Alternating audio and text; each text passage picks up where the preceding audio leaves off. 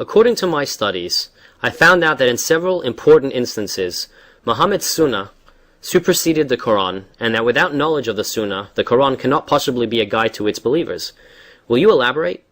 The Sunnah is the practice and example of Muhammad, and is the second authority for Muhammadan Muslims besides the Quran. A hadith is supposed to be a reliably transmitted report of what Muhammad allegedly said, did, or approved. Belief in the divine inspiration of the Sunnah is as important in the Muhammadan Muslim faith as belief in the Quran. Sahih al-Bukhari 7.822 narrated by Alqamah. Abdullah cursed those women who practiced tattooing, and those who removed hair from their faces, and those who created spaces between their teeth artificially to look beautiful. Such ladies has changed what Allah has created. Yaqub said, "What is that?" Abdullah said, "Why should I not curse those who were cursed by Allah's apostle and are referred to in Allah's book?" She said to him, "By Allah, I have read the whole Quran, but I have not found such a thing." Abdullah said, "By Allah, if you had read it carefully, you would have found it. Allah says, and what the apostle gives you, take it, and what he forbids you, abstain from it." Yaqub was absolutely correct to say that such a verse does not exist in the Quran. Abdullah was also correct by insisting that Muhammad's Sunnah is equal to the Quran.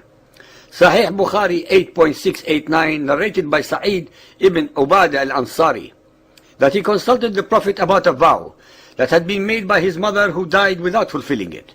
The Prophet gave his verdict that he should fulfill it on her behalf. The verdict became Sunnah, i.e. the Prophet's tradition.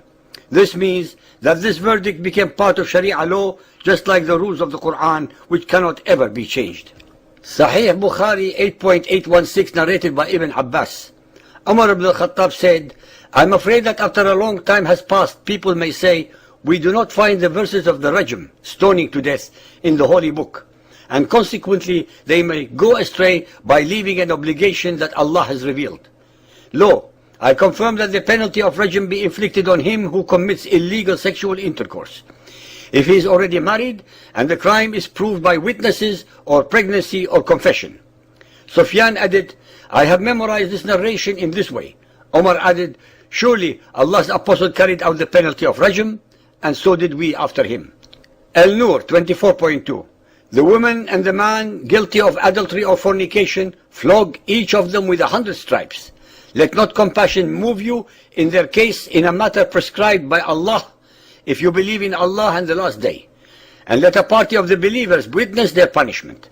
Dear listeners, while the Quran mandates inflicting only 100 stripes for fornication, Muhammad's Sunnah, on the other hand, punishes with death by stoning. Hence Muhammad's Sunnah supersedes the Quran. Bukhari 9.387 narrated by Abu Musa. The Prophet said, "My example and the example of what I have been sent with is that of a man who came to some people and said, 'O people, I have seen the enemy's army with my own eyes, and I am the naked warner, so protect yourselves.' Then a group of his people obeyed him and fled at night, proceeding stealthily till they were safe, while another group of them disbelieved him and stayed in their places till morning, when the army came upon them, and killed and ruined them completely. So this is the example of that person who obeys me and follows what I have brought, the Quran and the Sunnah, and the example of the one who disobeys me and disbelieves the truth I have brought."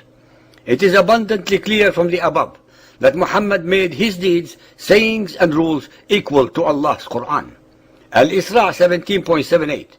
Establish regular prayers at the sun's decline till the darkness of the night, Asr prayer, and the morning prayer, Fajr prayer, and reading. For the prayer and reading in the morning carry their testimony. Al-Baqarah 2.238. Guard strictly your habit of prayers, especially the middle prayer, Dhuhr prayer, and stand before Allah in a devout frame of mind. Bukhari 9.88 narrated by Talha bin Ubaidullah.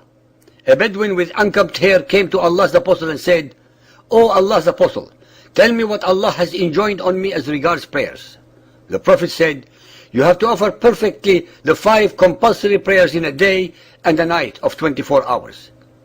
While the Quran in the above 2 verses stipulates 3 prayer sessions a day, Muhammad's Sunnah and practice follow 5 prayer sessions. Once more, does the Sunnah overrule the Quran? Bukhari 9.381, narrated by Hudayfa. Allah's Apostle said to us, "Honesty descended from the heavens and settled in the roots of the hearts of men. And then the Quran was revealed, and the people read the Quran and learned from it, and also learned it from the Sunnah.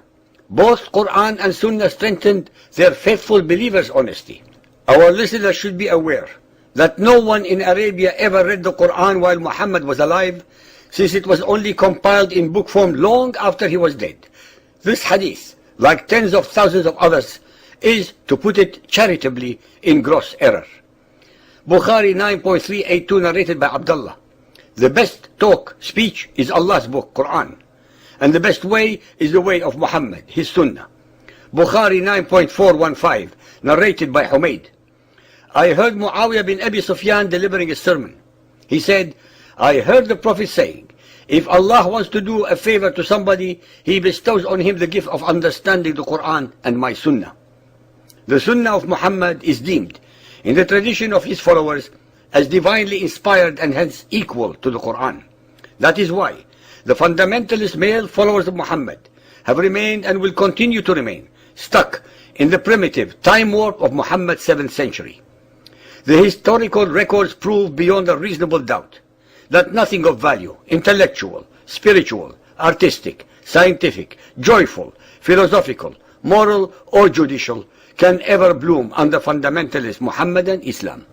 Anyone who doubts the above statements, all he or she needs to know is that the most perfect Muhammadan Muslim state was that of the Taliban in Afghanistan, a state of depraved indifference to justice, morality, and intellect, a state devoid of any joy and happiness, a state of abject tyranny and fear, a state of mind-boggling stupidity and ignorance, a state of the living dead. That the most perfect representative of a fundamentalist male Muhammadan Muslim is Osama bin Laden, who, contrary to what the media and others describe him, is not a terrorist. He is a believer who is only following the Quran and Muhammad's Sunnah. That Muhammadan Muslims of 1.3 billion, almost 20% of the human population, produce the least number of intellectual, philosophical, scientific, artistic, or spiritual books or papers in the world is only one testimony to the assertions that we make. That among about 55 countries that are either totally Muhammadan Muslim or have a majority of them are undemocratic, racist, hate-mongering, warmongering, and unjust. They treat their women, who represent more than 50% of their population, with contempt, with terror, with subjugation, with humiliation, and with degradation because of the ordinances of Muhammad's Quran and his Sunnah. As we have shown repeatedly, that all the above anomalies, absurdities, inconsistencies, and abnormalities can only make sense when the listeners realize that both the Quran and the Sunnah are the product of Muhammad's own alter ego and have absolutely nothing to do with Allah or Gabriel, who are used only as props by Muhammad to give his alleged revelations and speech divine sanction.